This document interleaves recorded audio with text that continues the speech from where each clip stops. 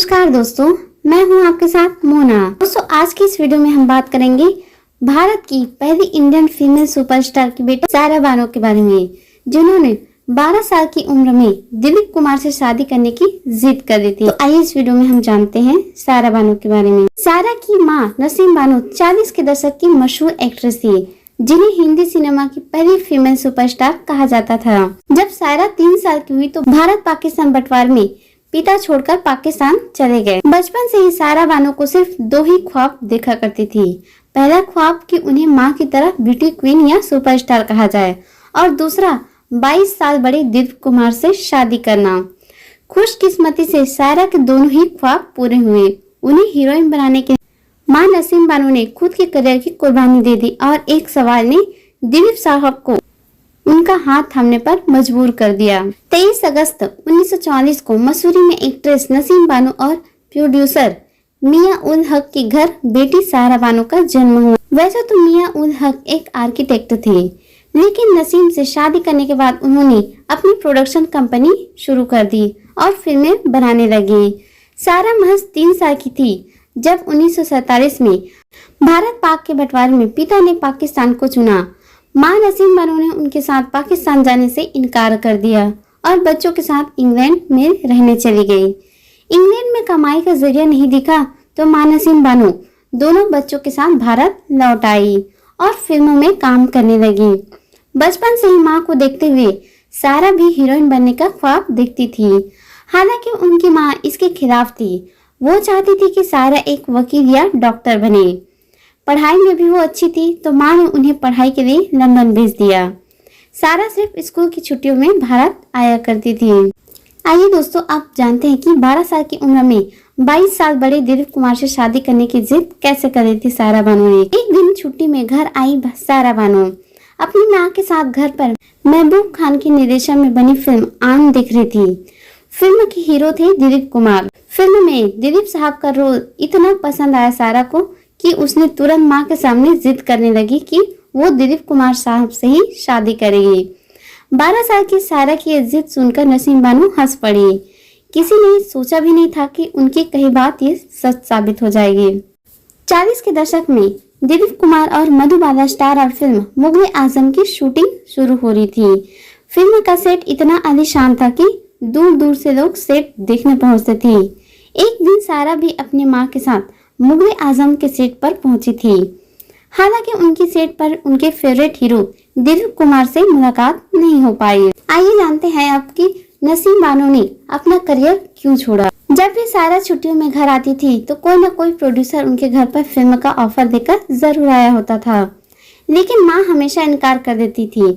जब 16 साल की उम्र में सारा छुट्टी मनाने भारत आई तो उन्हें फिल्म जंगली का ऑफर मिला, जिसमें शम्मी कपूर लीड रोल में होने वाले थे। नसीम बानो तब भी नहीं चाहती थी कि सारा फिल्मों में आए, लेकिन जब सारा ने जिद की तो वो मान गई। फिल्म की आधी शूटिंग उन्होंने पहली छुट्टी में की और फिर लंदन लौट गई।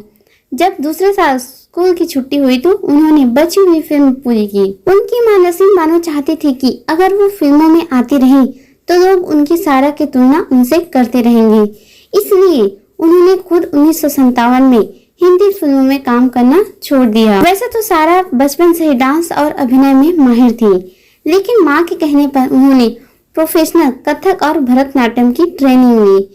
1 साल में फिल्म शूट हुई और 1961 में रिलीज हुई। आइए दोस्तों, अब जानते हैं कि शूटिंग के दौरान शम्मी कपूर ने सारा बानो पर क्यों चिल्लाया और सारा क्यों रोने लगी थी। सारा बानो के लिए बिना किसी एक्टिंग ट्रेनिंग के पहली फिल्म में अभिनय करना थोड़ा मुश्किल हो रहा था। फिल्म जंगली की शूटिंग के दौरान शम्मी कपूर और शूटिंग देखने वालों की भीड़ लगी रहती थी। भीड़ देखकर सारा घबरा जाया करती थी। एक दिन सैकड़ों लोग भीड़ देखने के लिए इकट्ठा हो गए। जैसे ही डायरेक्टर सुबोध ने एक्शन कहा तो नर्वस होकर ठीक से डायलॉग नहीं बोल पा रही थी। 1-2 बार में जब सारा ने सही शॉट नहीं दिया तो शम्मी कपूर ने समय बर्बाद होने पर उन पर चिल्लाते हुए कहा, अगर इतनी ही घबराहट हो रही है तो तुम्हारे लिए बुर्का मंगवा देते हैं, उसे पहनकर तुम अच्छी एक्टिंग कर लेना। सरेआम डांट पड़ने पर सारा रोने लगी थी, लेकिन कुछ समय बाद उन्होंने एक टेक में परफेक्ट शॉट दे दिया। साथ ही उन्होंने शम्मी कपूर से यह कहा कि मैं जब तक अच्छी एक्टिंग नहीं सीख जाऊं आपके साथ फिल्म नहीं करूंगी। जब फिल्म जंगली की कामयाबी के बाद दोनों की जोड़ी हिट हुई तो सारा को शम्मी कपूर के साथ कई फिल्में ऑफर हुई, लेकिन उन्होंने हर बार ठुकरा दी। फिल्म जंगली की शूटिंग पूरी करने के बाद एक दिन सारा अपनी माँ के साथ अकबर अली रोड गई। वो जिस दुकानदार के पास गई वो जानता था कि नसीम बानो एक हीरोइन है और वो दुकानदार दिलीप कुमार का बड़ा फैन था। बातों ही बातों में नसीम बानो ने बता दिया कि सारा की फिल्म अगले ही महीने रिलीज होने वाली है। ये सुनते ही दुकानदार ने दुख जताते हुए कहा कि अगले महीने तो दिलीप साहब की फिल्म गंगा जमुना भी रिलीज होने वाली है और उनकी फिल्म के सामने तो आपकी फिल्म नहीं टिकेगी। ये सुनते ही सारा उदास हो गई और रोने लगी। उन्होंने माँ से कहा कि अब तो कोई भी फिल्म देखने नहीं आएगा। दोनों ही फिल्में एक हफ्ते के अंतराल में रिलीज हुई। दिलीप कुमार उस समय स्टार थे और सारा उस समय न्यू कमर थी। इसके बावजूद दोनों फिल्मों में कांटे की टक्कर हुई। खुशकिस्मती से दोनों ही फिल्में सुपरहिट साबित हुई।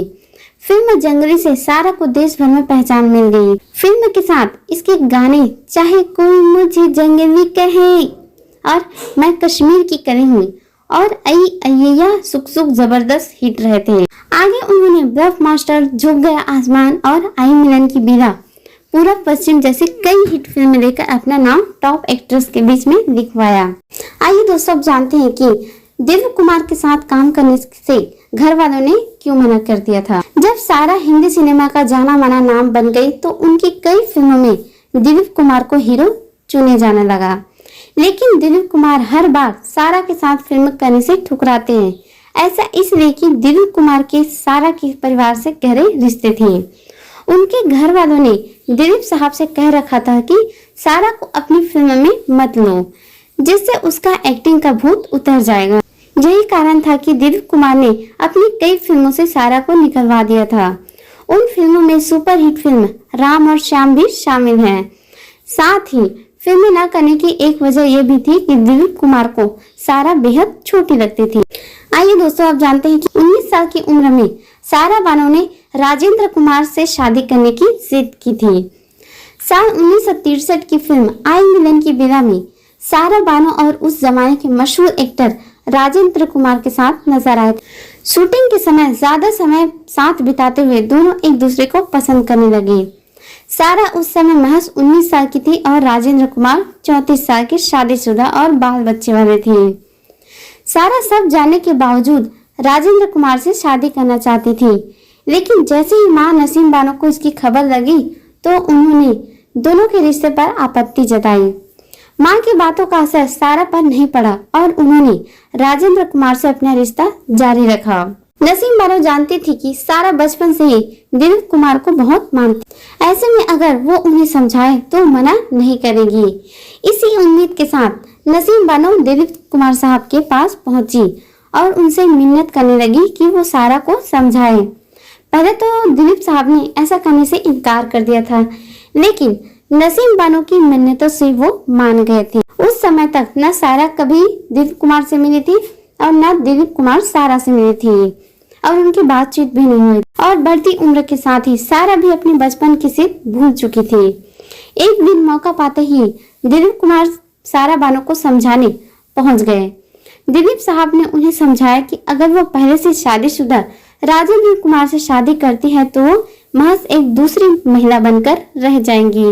दिलीप कुमार अपनी बात पूरी करते उससे पहले ही सारा बानो ने उनसे पूछ लिया, तो क्या आप मुझसे शादी करेंगे?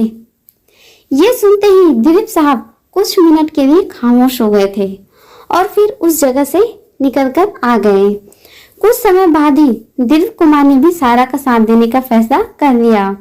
दोनों की पहले दोस्ती हुई और फिर प्यार। दिलीप से सहारा मिलने पर सारा ने राजेंद्र कुमार का साथ छोड़ दिया। सारा बानो एक लंबे समय तक चेन्नई में रही थी। ऐसे में मुंबई में शूटिंग करते हुए दिलीप कुमार रोज सारा बानो से मिलने फ्लाइट लेकर पहुंच जाते थे और कुछ घंटों की मुलाकात के बाद लौट आया करते थे। सारा को अपने साथ बाहर ले जाने के लिए उनकी मां से इजाजत भी लेते थे। कुछ सालों तक रिलेशनशिप में रहने के बाद दोनों ने 11 अक्टूबर 1966 को शादी कर ली। शादी के समय सारा बानो महज 22 साल की थी और दिलीप साहब 44 साल के थे। सारा बानो रोजाना दिलीप कुमार साहब की नजर उतारा करती थी। दिलीप साहब की माँ और दादी भी उनकी नजर उतारती थी। दरअसल एक बाबा ने उनकी दादी और माँ से कहा था कि 15 साल की उम्र तक इस बच्चे को बुरी नजर से बचाकर रखना। इसलिए उन्हें नजर से बचाने के लिए वो लोग रोज माथे पर राख लगाते थे। जब सारा उनकी जिंदगी में आई तो वो रोजाना उनके नाम पर सदका करने लगी और रोजाना किसी गरीब को या तो खाना खिलाती या तो उसे राशन देती।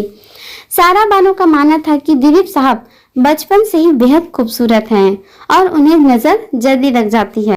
दिलीप कुमार ने अपनी autobiography Dilip Kumar the substance and shadow में बताया कि साल 1976 में सारा मां बनने वाली थी, लेकिन 8वें महीने में ब्लड प्रेशर के कारण उनके बच्चे की जान नहीं बच पाई। इस बच्चे को खोकर वो इतने टूट गए थे कि उन्होंने कभी बच्चे ना करने का फैसला कर लिया। दोनों ने इसे ऊपर वाले की मर्जी समझकर अपना लिया। आइए दोस्तों, आप जानते हैं सारा की शादी के 15 साल बाद दिलीप कुमार ने क्यों दूसरी शादी कर ली थी। सारा बानो से शादी करने के महज 15 साल बाद दिलीप कुमार ने 1981 को हैदराबाद के सोशल वर्कर आसमा रहमान से दूसरी शादी कर ली थी। दिलीप कुमार ने उन्हें दूसरी पत्नी का दर्जा दिया था। हालांकि इससे भी सारा बानो और उनके रिश्ते पर बुरा असर नहीं पड़ा। सारा ने उनकी दूसरी पत्नी को भी अपना लिया और कोई शिकायत भी नहीं की। करीब 2 साल बाद दिलीप कुमार को गलती का एहसास हुआ और वो 1983 में आसमा रहमान से तलाक लेकर दोबारा सारा के साथ रहने के लिए आ गए। तो दोस्तों, ये थी सारा बानो की कहानी। आप लोगों को कैसी लगी कमेंट में जरूर बताइए। मिनी नेक्स्ट वीडियो में, तब तक के लिए जय हिंद।